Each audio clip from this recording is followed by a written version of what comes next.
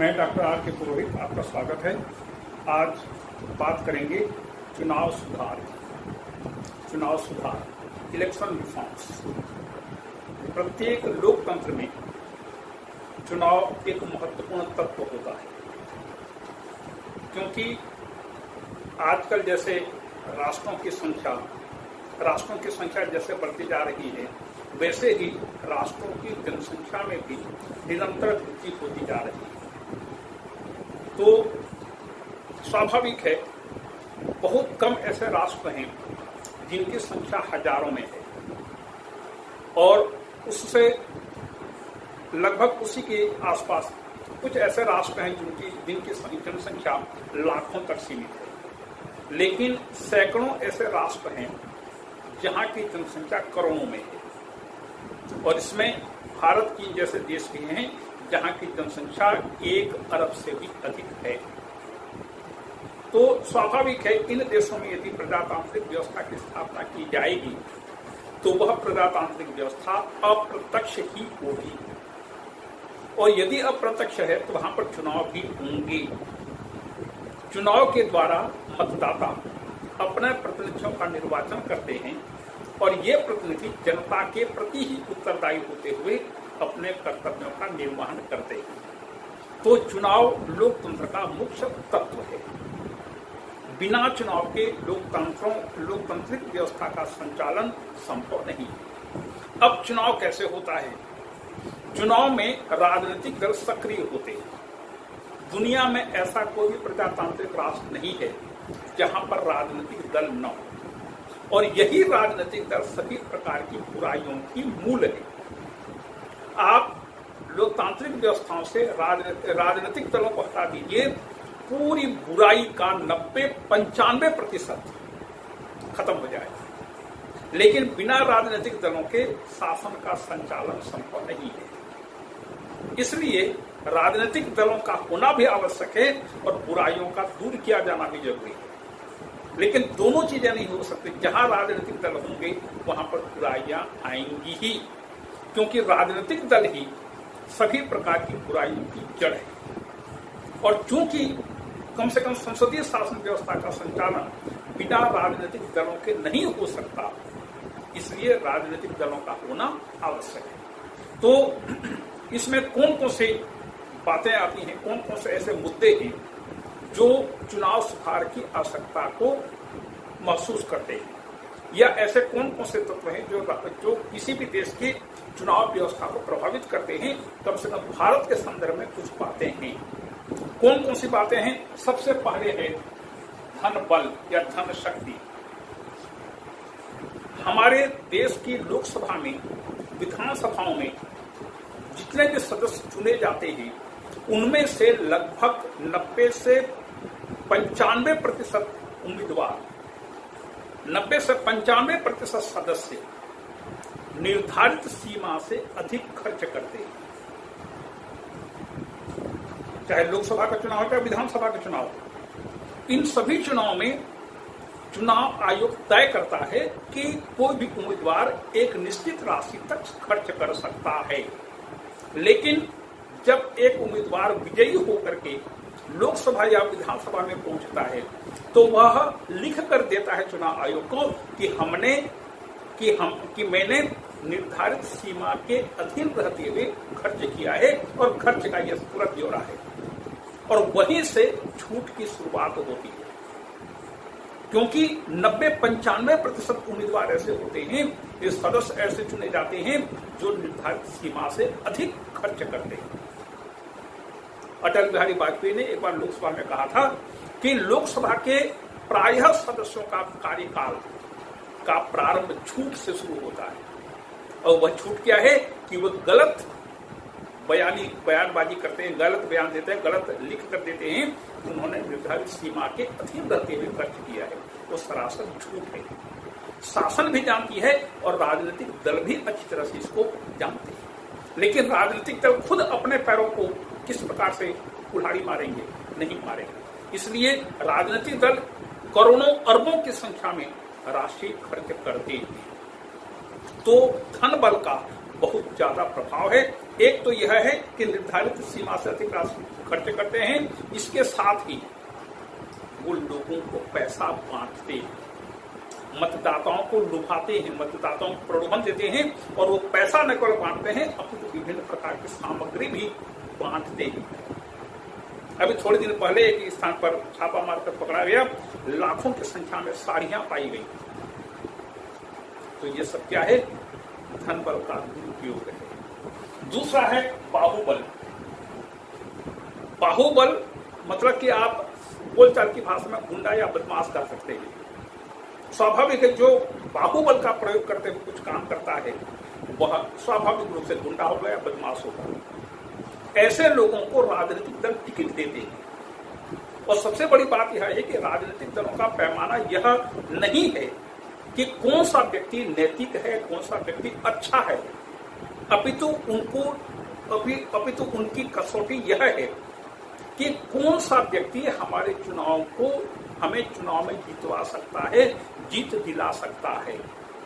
राजनीतिक दलों की एकमात्र कसौटी है, वो यह नहीं देखते कि जिस व्यक्ति को हम टिकट दे रहे हैं उसकी समाज में क्या प्रतिष्ठा है, अपितु इस आधार पर देखा जाता है कि वह गुंडागर्दी करके जीत सकता है या नहीं। इसमें सभी दल सम्मिलित है, कोई भी ऐसा दल नहीं है जो केवल सिद्धांतों के आधार पर अच्छे लोगों को टिकट देंगे। और चुनाव में बाहुबल का खूब उपयोग होता है। चुनाव आयोग तो केवल एक चुनाव आयोग के अधीन काम करने वाले कर्मचारी तो केवल एक निश्चित स्थान पर सीमित रह जाते हैं। बाकी इतने बड़े बड़े निर्वाचन क्षेत्र में कहां तक पुलिस और कहां तक आप सुरक्षा बल की व्यवस्था करेंगे? तो ये सब कहने की बातें हो जाती हैं। बाहुबल का बहुत ज्यादा प्रभाव भारतीय राजनीतिक व्यवस्था में देखने को मिलता है। जो सबसे बड़ा बदमाश होता है वही विजयी होता है, जो छोटा बदमाश होता है वह हार जाता है। स्वाभाविक है, यदि दो गुंडे आपस में लड़ रहे हैं कौन जीतेगा? जो बड़ा गुंडा होगा वही जीतेगा, जो छोटा गुंडा होगा, जो छोटा बदमाश होगा वो हार जाएगा। तो आप समझ लीजिए कि जो लोग लोकसभा में, विधानसभाओं में बाहुबल के द्वारा जो विजयी होते हैं उनकी स्थिति क्या होगी। तीसरा है अपराध का राजनीतिकरण और राजनीति का अपराधीकरण। राजनीति और अपराध दोनों एक दूसरे से मिले हुए हैं। जो अपराधी होते हैं, जो अपराधी जिनके विरुद्ध अनेक मामले चल रहे होते हैं, उनकी यह सोच होती है कि उनके विरुद्ध चलने वाला मामला 50 और सैकड़ों वर्षों तक चलता रहा, कोई चिंता नहीं, अभी तो हम ऐश कर लें। क्योंकि अपराधियों को राजनीतिक संरक्षण मिलता है। भारत में अनेक बार ऐसी बातें कही गई है कि भारत में अपराधियों की समानांतर सरकार चलती है।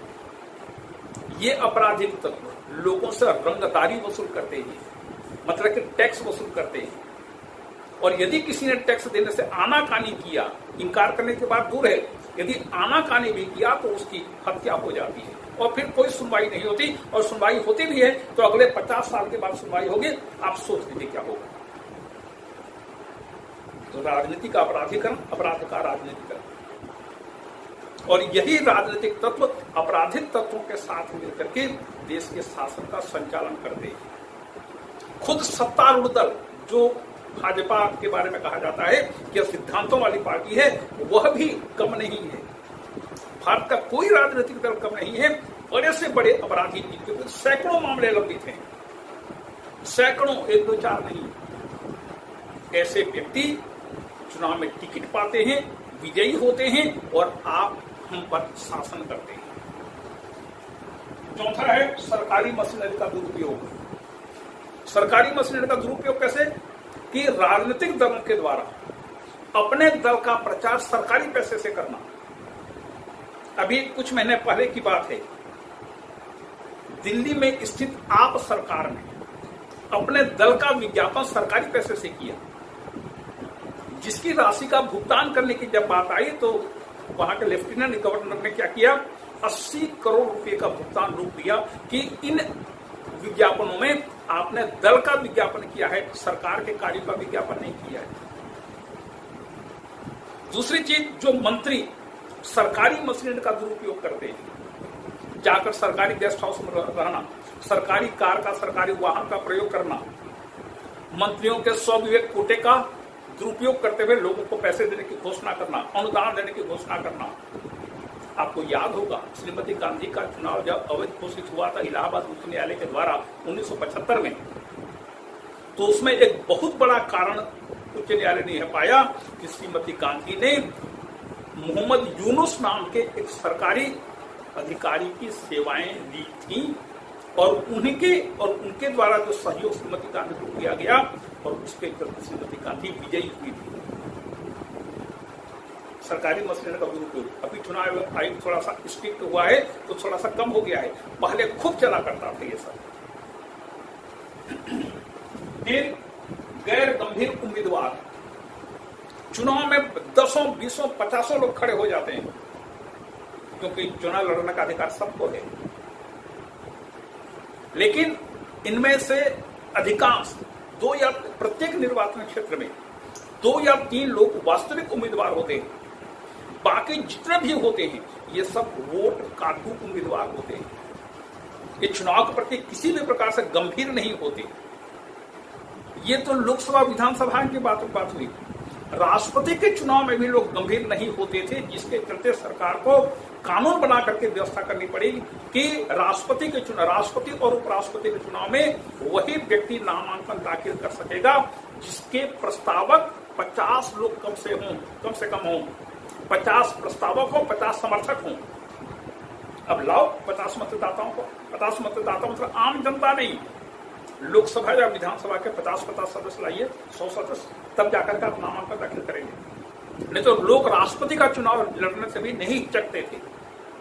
ये जानते थे कि राष्ट्रपति का चुनाव नहीं जीतेंगे, किसी भी हालत में जीते ही नहीं सकते, उनको एक भी वोट नहीं मिलता था, लेकिन फिर भी राष्ट्रपति का चुनाव लड़ रहे हैं, उपराष्ट्रपति का चुनाव लड़ रहे हैं। 10 जगहों से नामांकन फाइल कर रहे हैं चुनाव लड़ने के लिए। कहीं से भी उनको 10 वोट से भी ज्यादा नहीं मिलता था लोकसभा विधानसभाओं में, लेकिन 10 जगहों से नामांकन फाइल कर रहे हैं, कोई प्रतिबंध नहीं।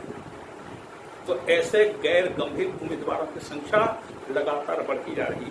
एक बार तमिलनाडु में एक निर्वाचन क्षेत्र से लोगों ने 459 नामांकन दाखिल किया था। 459 लोग चुनाव में खड़े थे। सोच लीजिए कि जब मतदाता वोट देने जाता था तो उसको बुकलेट दिया जाता था। उस बुकलेट में जब मतपत्रों के द्वारा मतदान होता था तब 459 लोगों ने बिल्कुल मजाक बना लिया था। फिर जाति आधार पर दावा, राजनीति से जाति के तत्व को फिलहाल दूर नहीं किया जा सकता। किया जा सकता है, लेकिन राजनीतिक दल नहीं चाहते कि जाति व्यवस्था को राजनीति से दूर किया जाए। परिणाम ये निकला है कि भारत में जातिगत आधार पर लोग टिकट का दावा करते हैं और जाति के आधार पर लोग उम्मीदवारों को वोट देते हैं। जातिगत प्रथा इतनी ज्यादा बढ़ गई है हमारे देश में कि जाति राजनीति का एक मुख्य तत्व बन गया है। अब विभिन्न जाति के लोग टिकट की दावेदारी करते हैं और सांप्रदायिकता और सांप्रदायिक ध्रुवीकरण, सांप्रदायिक आधार पर लोग ध्रुवीकृत हो रहे हैं, एकत्रित हो रहे हैं। आपने गौर किया होगा कि विभिन्न निर्वाचन क्षेत्रों में एक संप्रदाय विशेष के लोग एक ही व्यक्ति को वोट देते हैं। यदि अपने संप्रदाय का हुआ तो उसी को वोट देते हैं, दूसरे को वोट नहीं देते। यह सांप्रदायिक ध्रुवीकरण का परिणाम यह होता है कि ऐसे सांप्रदायिक व्यक्ति चुन करके लोकसभा और विधानसभा में पहुंच जाते हैं, जो केवल अपना ही हित को देखते हैं, अपने वर्ग के हितों को देखते हैं, देश हित को, राज्य हितों को बिल्कुल ध्यान नहीं देते। तो यह बहुत गंभीर समस्या है। और नैतिक मूल्य, राजनीति में नैतिकता, हम तो नैतिक मूल्यों को पूरी तरह से छोड़ चुके हैं। अब कोई नैतिकता राजनीति में नहीं रही। राजनीति की नैतिकता यही है कि सत्ता मिलनी चाहिए और सत्ता में बैठ करके हम जो भी करें सब सही है। मैं क्या बोलेगा सिद्धांत, तो राजनीति में नैतिकता की कोई गुंजाइश नहीं है। कम से कम आज की तारीख में भारत में तो नैतिकता का कोई महत्व राजनीति में नहीं है। नैतिकता लोग नाक मुंह सिकुड़ करके निकल जाते हैं, राजनीति राजनीति होती है। वह जमाना गया जब लाल बहादुर शास्त्री जब रेल मंत्री थे तो एक दुर्घटना के कारण जब लोगों की मृत्यु हुई तो उन्होंने नैतिक जिम्मेदारी लेते हुए त्याग पत्र दे दिया था। आज नैतिकता के बारे में क्या कहें, आगे चर्चा करेंगे। अब इतने मुद्दे हैं, इतनी समस्याएं हैं जो राजनीतिक व्यवस्था को, राजनीतिक चुनाव को बहुत बुरी तरह से प्रभावित कर रही है। तो समय समय पर शासन के द्वारा अनेक चुनाव सुधार किए गए हैं। इनको दो भागों में हम विभाजित करते हैं, एक 2000 के पहले और दूसरा 2000 के बाद। तो देखें 2000 के पहले कौन कौन से चुनाव सुधार किए गए, इनकी चर्चा करें। सबसे पहले है आयु, मतदान करने की आयु 21 वर्ष पहले थी, उसको घटा करके 18 वर्ष किया गया। दूसरा, प्रस्तावकों की संख्या में वृद्धि। विधानसभा के चुनाव में, लोकसभा के चुनाव में, राष्ट्रपति के चुनाव में, उपराष्ट्रपति के चुनाव में, जितने भी चुनाव होते हैं इनमें प्रस्तावकों की संख्या में वृद्धि की गई है, समर्थकों की संख्या में भी वृद्धि की गई है। क्योंकि पहले गैर जिम्मेदार व्यक्ति, गैर गंभीर व्यक्ति चुनाव लड़ने के लिए नामांकन दाखिल करते थे। अब 50 राष्ट्रपति उपराष्ट्रपति चुनाव में 50 सदस्यों का प्रस्ताव और समर्थक होना आवश्यक कर दिया गया है। इसी प्रकार से राज्यसभा के चुनाव में भी यह कहा दिया गया है कि कम से कम उस सदन की संख्या के 10% या 10 सदस्य नामांकन में प्रस्तावित करेंगे और समर्थन भी करेंगे। तो प्रस्तावकों और समर्थकों की संख्या में वृद्धि की गई। तीसरा है ईवीएम, इलेक्ट्रॉनिक वोटिंग मशीन। यह भारतीय चुनाव आयोग की सबसे बड़ी उपलब्धि है कि उसने चुनाव कराने के लिए, मतदान कराने के लिए इलेक्ट्रॉनिक वोटिंग मशीन को अपनाया है। यह भारतीय चुनाव पद्धति की सबसे बड़ी विशेषता है, महत्वपूर्ण विशेषता है। लोग 50 प्रकार से इसकी आलोचना करें कि इसमें कुछ लोग अफवाह उड़ाते थे कि उसको बटन दबाने से शॉक लगता है, बिजली की झटका लगता है। कोई भी बटन दबाइए एक ही उम्मीदवार को, एक ही दल को मिलेगा, दूसरे को नहीं मिलेगा। इसको हैक किया जा सकता है, अनेक प्रकार के आरोप लगाए गए। लेकिन चुनाव आयोग ने कहा कि ईवीएम बिल्कुल ठीक है। इसको कोर्ट में भी चैलेंज किया गया, लेकिन कोर्ट ने भी यह स्पष्ट रूप से पाया कि इसको हैक नहीं किया जा सकता और इसमें किसी प्रकार की गड़बड़ी की गुंजाइश नहीं है। लेकिन इसकी जब शुरुआत हुई थी तो 1982 में इलेक्ट्रॉनिक वोटिंग मशीन से केरल में 50 निर्वाचन क्षेत्रों में इसका उपयोग किया गया। केरल में जब उम्मीदवार जीत गया तो उसका तो बल्ले बल्ले हो गया। जो परास्त हुआ उसने कोर्ट में चैलेंज किया कि ईवीएम में गड़बड़ी हुई है और इसको अवैध घोषित किया जाए। सर्वोच्च न्यायालय ने 1983 में ईवीएम के द्वारा हुए निर्वाचन को उसने अवैध घोषित कर दिया, क्योंकि सर्वोच्च न्यायालय ने यह पाया कि ईवीएम से मतदान कराने का कोई कानून नहीं है। कानून बनाइए तब जाकर के वैध होगा, और तब जाकर के केंद्रीय सरकार ने कानून बना करके ईवीएम मशीन को उपयोग की अनुमति दी। तो उसके बाद 1989 तक प्राय पूरी बातें क्लियर हो गई थी और अनेक चुनाव में इसका उपयोग किया जाता रहा। 1998 से भारत भर के सभी चुनावों में, लोकसभा और विधानसभा, इन दोनों चुनाव में ईवीएम के द्वारा ही मतदान होने लगा है। चूंकि राष्ट्रपति, उपराष्ट्रपति, राज्यसभा तथा विधान परिषद के चुनाव में अनुपातिक प्रतिनिधित्व प्रणाली का उपयोग किया जाता है, एकल संक्रमणीय मत पद्धति का उपयोग किया जाता है, इसलिए इसको मतपत्रों के द्वारा वोट कराया जाता है, मतदान कराया जाता है। इसमें ईवीएम काम नहीं आ सकता। तो राष्ट्रपति, उपराष्ट्रपति, राज्यसभा, विधान परिषद, इनके चुनाव में मतपत्रों का ही इस्तेमाल किया जाता है। हो सकता है आने वाले समयों में ऐसा और कोई ईवीएम बना लिया जाए जिसमें अनुपातिक प्रतिनिधित्व प्रणाली के अंतर्गत 1, 2, 3, 4, 5, 6 इस प्रकार से नंबर डाल करके मतदान करने की व्यवस्था हो सकता है हो जाए, लेकिन फिलहाल नहीं। अच्छा, फिर पहले यह था कि कोई भी मतदाता, कोई भी व्यक्ति कितने भी चुनाव क्षेत्रों से नामांकन दाखिल कर सकता था, चुनाव लड़ सकता था, उस पर कोई प्रतिबंध नहीं था। एक धरती पकड़ नाम के व्यक्ति थे, धरती पकड़ उनका सरनेम था। वो धरती पकड़ व्यक्ति राष्ट्रपति का चुनाव लड़ते थे और लोकसभा में कम से कम 10-15 जगहों से नामांकन दाखिल करते थे और कहीं पर भी उनको 2 या 4 वोट से ज्यादा नहीं मिलता था। नाम कमाना था, चुनाव में खड़े हो जाते थे। अब क्या हुआ? अब क्या किया गया है कि यह व्यवस्था की गई है कि कोई भी एक व्यक्ति अधिक से अधिक 2 निर्वाचन क्षेत्रों से चुनाव लड़ सकता है। 2 निर्वाचन क्षेत्र, उससे ज्यादा नहीं। उसमें भी यदि मान लीजिए दोनों में ही जीत गया तो एक निश्चित तिथि के अंदर एक निर्वाचन क्षेत्र को छोड़ना पड़ेगा और एक अपने पास वाला रखिएगा। यह बहुत गलत व्यवस्था है कि कोई भी व्यक्ति, प्रश्न ये उठता है कि कोई भी एक व्यक्ति 2 जगह से चुनाव में खड़े क्यों होगा? क्यों? दिखाने के और कुछ नहीं। तो ये गलत चीज है। अभी 2 हो गया है, पहले तो कोई प्रतिबंध नहीं था, इसलिए लोग 10 जगह से चुनाव में खड़े होते थे, लेकिन अब इसको प्रतिबंधित करके 2 निर्वाचन क्षेत्र कर दिया गया है।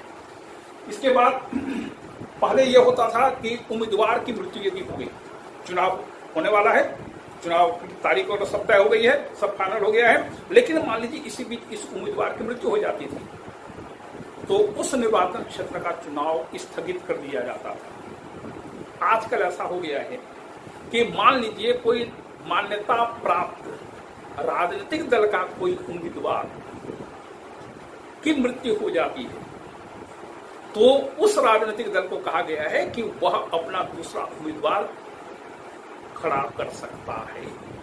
बाकी निर्दलीय या स्वतंत्र उम्मीदवारों की मृत्यु पर चुनाव में कोई प्रभाव नहीं पड़ता। इसके बाद यह भी व्यवस्था की गई है कि पहले यह होता था कि उपचुनाव का मतलब मान लीजिए कोई सीट खाली हो गई तो उस सीट को भरने के लिए जो चुनाव होते उसको उपचुनाव कहते हैं। मान लीजिए उपचुनाव कराना है, कोई सीट खाली हो गई तो कई बार ऐसा होता था कि चुनाव आयोग लापरवाही करते हुए देर कर देता था, लेकिन अब व्यवस्था की गई है कि 6 माह के अंदर उस उपचुनाव के लिए काम किया जाएगा और वहां पर सीट भरा जाएगा। और आखिरी है मद्य विक्रय निषिद्ध। पहले तो मद्य विक्रय बहुत निरंतर चलता रहता था, आजकल यह व्यवस्था कर दी गई है कि निर्वाचन क्षेत्र में मतदान की तिथि के 48 घंटा पहले, मतलब 2 दिन पहले मद्य विक्रय निषिद्ध कर दिया गया है। तो 48 घंटे पहले शराब की दुकानें बंद कर दी जाती हैं। ये 2000 के पहले इस प्रकार से चुनाव सुधार किए गए थे। अब 2000 के बाद का देखिए, इसमें भी कुछ गुणात्मक परिवर्तन हुए हैं। कौन कौन से? सबसे पहले चुनाव खर्च की सीमा। चुनाव खर्च की सीमा प्रत्येक चुनाव के समय सरकार चुनाव आयोग से परामर्श करके खर्च की सीमा निर्धारित करती है। जैसे पिछले चुनाव में, लोकसभा के चुनाव में 54 लाख से 70 लाख रुपए खर्च करने की अनुमति थी। उम्मीदवार व्यक्तिगत तौर पर 54 लाख से लेकर के 70 लाख तक खर्च कर सकता था। 54 लाख अरुणाचल प्रदेश, गोवा और सिक्किम में कोई उम्मीदवार 54 लाख रुपए तक खर्चा कर सकता था। बाकी और संघ शासित प्रदेशों में, तो अरुणाचल प्रदेश, गोवा, सिक्किम और संघ शासित क्षेत्रों में वो उम्मीदवार 54 लाख रुपए खर्च कर सकता था और शेष जगहों पर लोकसभा में उम्मीदवार 70 लाख रुपए खर्चा कर सकता था। सोचिए चुनाव कितने महंगे हो गए। सरकार का अरबों रुपए खर्चा तो होता ही है, उम्मीदवार भी किस प्रकार से खर्चा करते हैं देख लीजिएगा। लेकिन लोकसभा का कोई भी विजयी उम्मीदवार 70 लाख रुपए खर्चा करके जीत नहीं पाता। यह भी उल्लेखनीय है कि यह तो कैंडिडेट का खर्चा है। राजनीतिक दल उस उम्मीदवार को जिताने के लिए अरबों रुपए भी खर्चा कर देवे तो भी उस पर कोई बंधन नहीं है। भ्रष्टाचार की चरम सीमा। राजनीतिक दल जो भी खर्चा करे वो कैंडिडेट के खर्च में नहीं जुड़ता। इसलिए जब कभी भी राजनीतिक दलों की आम सभा होती है, रैलियां होती हैं, उसमें जो भाषण दिए जाते हैं उसमें किसी व्यक्ति को वोट, किसी उम्मीदवार के लिए वोट की मांग नहीं करते, अपने दल के लिए वोट की मांग करते हैं। और यदि मान लीजिए दल के लिए मांग कर रहे हैं तो वो खर्चा दल में जाता है, उस पर शासन का, चुनाव आयोग का कोई नियंत्रण नहीं है। लेकिन किसी उम्मीदवार का नाम लेकर के यदि आपने वोट मांग लिया तो पूरा खर्चा, उस रैली का, सभा का पूरा खर्चा उस कैंडिडेट के खर्च में जुड़ जाता है। तो ये बंधन हो गया है। इसी प्रकार से विधानसभा के चुनाव के लिए 20 लाख से 28 लाख तक रुपये की सीमा निर्धारित की गई है। दूसरा है एग्जिट पोल पर रोक। ये टीवी वाले समाचार चैनल जो होते हैं ये एग्जिट पोल दिखाते हैं, मतलब कि चुनाव पूर्व अनुमान, इसमें बहुत ज्यादा गड़बड़ियां होती हैं। कुछ निर्वाचन क्षेत्रों का सर्वे करते हैं और सर्वे के आधार पर ये बताते हैं कि अमुक चुनाव में अमुक जगह, अमुक चुनाव में अमुक दल को इतनी, अमुक दल को इतनी इतनी सीटें मिलेंगी। कई बार सही हो जाता है, कई बार गलत भी हो जाता है। लेकिन चुनाव आयोग ने कहा कि यदि चुनाव के समय इस प्रकार से एग्जिट पोल दिखाए जाते हैं तो इससे मतदान प्रभावित होता है, क्योंकि चुनाव अलग अलग चरणों में होते हैं, अलग अलग चरणों में हो रहे हैं। मान लीजिए लोकसभा चुनाव के लिए एग्जिट पोल दिखाना शुरू कर दिया समाचार चैनलों ने, तो जहां पर चुनाव नहीं हुए हैं वहां के मतदाता, जहां पर चुनाव हुए हैं उनके मतदाताओं से या उनके एग्जिट पोल के आधार पर उस दल को वोट दे सकते हैं या वोट देने से मना कर सकते हैं। तो चूंकि इससे चुनाव प्रभावित हो रहे थे, चुनाव परिणाम प्रभावित हो रहे थे, इसलिए एग्जिट पोल पर चुनाव आयोग ने प्रतिबंध लगाया और ये कहा कि आखिरी चुनाव होने के बाद आप एग्जिट पोल लगा सकते हैं, आप एग्जिट पोल के बारे में बता सकते हैं। तीसरा है डाक मतदान, इसका विस्तार किया गया है। पहले डाक मतदान केवल जो सरकारी कर्मचारी अधिकारी थे केवल उनके लिए था कि वो यदि मान लीजिए ड्यूटी पर है, ऑन ड्यूटी है, कहीं पर हैं, तो वो डाक मतदान का प्रयोग कर सकते थे। अब इसका विस्तार कर दिया गया है, यहां तक कि निवारक निरोध अधिनियम के अंतर्गत यदि कोई व्यक्ति जेल में निरुद्ध है तो वह भी डाक मतपत्र का प्रयोग कर सकता है। इसके अलावा जो लोग चुनाव ड्यूटी में हैं ये लोग भी डाक मतपत्र का इस्तेमाल कर सकते हैं। सेना के अधिकारी, सेना के जवान डाक मतपत्र का इस्तेमाल कर सकते हैं। जो एनआरआई हैं उनको भी कुछ प्रकार की सुविधाएं दी गई है। इस प्रकार से डाक मतपत्र का विस्तार किया गया है। फिर 25 जनवरी को राष्ट्रीय मतदाता दिवस मनाया जाता है ताकि लोगों में, मतदाताओं में जागरूकता आए और जब कभी भी मतदान होना हो वो अपने मताधिकार का प्रयोग जरूर करें। फिर है आपराधिक पृष्ठभूमि। ये सर्वोच्च न्यायालय के निर्णय का परिणाम है कि आज की तारीख में जितने भी लोग चुनाव लड़ते हैं उन्हें एक शपथ पत्र देना होता है कि उनके विरुद्ध कितने मामले चल रहे हैं, कितने एफआईआर दर्ज हैं, कौन कौन से मामले निर्णीत हो चुके हैं, कौन कौन से निर्णीत होने बाकी हैं, उनकी पूरी आपराधिक पृष्ठभूमि और धन संपत्ति की घोषणा, इन सब के बारे में प्रत्येक उम्मीदवार को शपथ पत्र देना होता है। और सोचिए कि यदि कोई उम्मीदवार अपने विरुद्ध चल रहे आपराधिक मामलों के बारे में शपथ पत्र में कोई बात कहता है और उस पर अपना सिग्नेचर करता है, तो क्या उस व्यक्ति में नैतिकता बची है कि वह जनता के सामने जाकर तो वोट मांगे? नहीं, उसमें नैतिकता कहाँ होगी? यदि नैतिकता होगी तो उसके विरुद्ध इतने मामले चल ही नहीं सकते। और यदि वह इस प्रकार से एफिडेविट देकर के बोल रहा है कि मेरे विरुद्ध 50 मामले चल रहे हैं, गंभीर मामले चल रहे हैं, हत्या, डकैती, आगजनी, बलात्कार, लूट, खसोट, तमाम प्रकार के मामले चल रहे हैं, यदि वो एफिडेविट देता है तो उसमें नैतिकता कहाँ बची? तो राजनीति में नैतिकता खत्म। लेकिन ऐसे लोगों के चेहरे पर भी शिकन तक नहीं होती और वो ऐश करते हैं। और धन्य हो भारत की न्याय व्यवस्था ऐसे लोगों को चुनाव से अलग भी नहीं करती, क्योंकि किसी जमाने में अंग्रेजों ने यह सिद्धांत बनाया था कि किसी व्यक्ति को तब तक अपराधी घोषित नहीं किया जा सकता जब तक कि उचित प्रक्रिया के द्वारा उस व्यक्ति को न्यायालय अपराधी घोषित न कर देवे। हम उसी लकीर को पीटते हुए अभी भी चल रहे हैं, इसलिए देश की दुर्दशा हो रही है।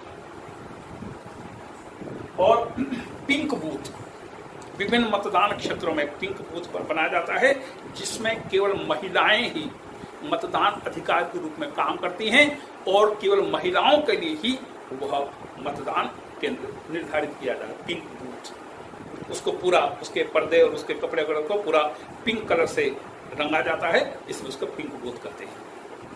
और नोटा, ये बहुत ही महत्वपूर्ण व्यवस्था है। 2013 में सर्वोच्च न्यायालय के निर्णय के अनुसार यह व्यवस्था की गई है कि नोटा एक ऑप्शन रखा जाए।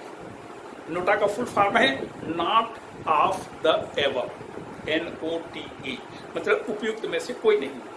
एक जनहित याचिका सर्वोच्च न्यायालय में पेश की गई, जिसमें याचिकाकर्ता ने यह मांग की कि मान लीजिए किसी निर्वाचन क्षेत्र में कुछ लोग चुनाव में खड़े हैं, लेकिन मैं एक मतदाता हूं, मैं इन 4-5 लोगों में से किसी को भी पसंद नहीं करता, तो मुझे इस बात की सुविधा दी जानी चाहिए कि मैं 5 को रिजेक्ट करूं और एक नया वोट दूं। वोट देने का अधिकार तो है मुझे। यदि मान लीजिए 5 के 5 उम्मीदवार मेरी पसंद के नहीं है, तो मैं अपना वोट निगेटिव देना चाहता हूं, तो मेरे लिए व्यवस्था की जाए। तो इसमें एक ऑप्शन जोड़ा गया नोटा। मैं इनमें से 5 में से 5 को पसंद नहीं करता, इसलिए मैं अपना वोट निगेटिव दे रहा हूं, नकारात्मक वोट। लेकिन नकारात्मक वोट पर और कानून बनना चाहिए, अभी तक कानून नहीं बना है, केवल एक अपनी असहमति को इसमें व्यक्त किया जाता है। तो नोटा भी एक बहुत ही महत्वपूर्ण चीज है। वीडियो रिकॉर्डिंग, आजकल जहां कहीं भी बहुत ज्यादा गड़बड़ी होने की संभावना होती है, वहां पर पूरी प्रक्रिया को वीडियो रिकॉर्ड के द्वारा रिकॉर्ड किया जाता है और उसको फिर निर्वाचन आयोग चेक करता है। और आयोग का प्रपत्र फ्रीबीज पर, अभी थोड़े दिन पहले चुनाव आयोग ने एक प्रपत्र जारी किया है सभी राजनीतिक दलों को। क्या है उसमें कि आप जो घोषणा कर रहे हैं फ्री में देने का, ये मत प्राप्त करने का बहुत बढ़िया आज के जमाने में साधन बन गया है कि राजनीतिक दल, सत्तारूढ़ दल या विभिन्न राजनीतिक दल मतदाताओं को लुभाने के लिए अनेक प्रकार की घोषणाएं करते हैं कि यदि हमारी सत्ता हो स्थापित हो गई, यदि हमारी सरकार बन गई, तो हम आपको इतनी चीजें फ्री में बांटेंगे। और ये फ्री में बांटने की बात अनेक राज्यों में राजनीतिक दलों ने की है और उनको सत्ता भी मिली है कि भारत की जनता पैसों के बल पर बिकती है। ईमानदारी से जो लोग चुनाव लड़ते हैं कभी नहीं जीतते, और ऐसे लोगों को राजनीतिक दलों के ऐसे लोगों को लोग वोट देते हैं। तो इस प्रकार से फ्री में बांटने की जो व्यवस्था हो रही है, जैसे आप सरकार दिल्ली में फ्री बिजली, फ्री में महिलाओं को बस में यात्रा, और इसी प्रकार से यही चीज पंजाब में भी आप सरकार ने किया है, फ्री बिजली, इतने यूनिट तो फ्री में बिजली आपको देंगे। कर्नाटका में, तमिलनाडु में क्या हो रहा है कि हर महीने को 2500 रुपए प्रतिमाह मिलेगा। महिलाओं को बस में फ्री, सिलेंडर 5 रुपए में, राजस्थान में भी, मध्य प्रदेश में भी यह सब हो गया है, 500 रुपए में सिलेंडर, जबकि सरकार उसको 900 रुपए में या 1100 रुपए बेच रही है। तो हर जगह यह इस प्रकार से फ्री बीज के लिए चुनाव आयोग ने प्रपत्र तैयार किया है। उस प्रपत्र में यह है कि आप जो फ्री में देने की घोषणा कर रहे हैं उसका बजट क्या होगा, मतलब कि एक साल में उस पर कितना खर्चा होगा। इसके बाद उस खर्च की भरपाई आप कैसे करेंगे? क्या टैक्स बढ़ाकर करेंगे? क्या खर्च कम करके करेंगे? खर्च यदि कम करेंगे तो किसमें खर्चा, कौन सा खर्चा आप कम करेंगे? उस पैसे की भरपाई आप कैसे करेंगे, पूरा डिटेल में दीजिए। यह भी बहुत बढ़िया प्रोफार्मा चुनाव आयोग ने सभी राजनीतिक दलों को सप्लाई किया है। देखिए उनका रिएक्शन क्या होता है। और इस प्रकार से फ्री बीज पर कुछ नियंत्रण करने का प्रयास किया जा रहा है, लेकिन यह सर्वथा गलत है कि राजनीतिक दल वोट पाने के लिए किसी भी हद तक जा रहे हैं। ये है चुनाव सुधार संबंधी अभी तक के विभिन्न उपाय और विभिन्न कार्य जो किए गए हैं। लेकिन चुनाव सुधार में व्यापक परिवर्तन करने की जरूरत है और जब तक राजनीतिक दल होंगे चुनाव में गड़बड़ियां होंगी, चुनाव प्रदूषित होगा और हम भले ही लाख कहें कि भारत में चुनाव बहुत ही अच्छी तरह से होते हैं, लेकिन यह मानना पड़ेगा कि चुनाव में पूरी गड़बड़ियां होती हैं। यदि राजनीतिक दलों को यदि राजनीतिक दल चुनाव सुधार के पक्ष में नहीं होते हैं तो ऐसे राजनीतिक दलों को खत्म किया जाना चाहिए। क्यों? क्योंकि चुनाव में गड़बड़ियों के मूल सूत्र राजनीतिक दल हैं। तो राजनीतिक दल यदि सुधर जाएं तो चुनाव बहुत अच्छे होंगे, लेकिन राजनीतिक दल में सुधार कदापि संभव नहीं है, क्योंकि हम भारतीयों की आदत होती है पतली गली से निकलने की, तो हर चीज में पतली गली ढूंढ लेते हैं, ये हमारी प्रवृत्ति है। तो इस प्रकार से ये चुनाव सुधार का ये चैप्टर समाप्त हुआ। आपको धन्यवाद।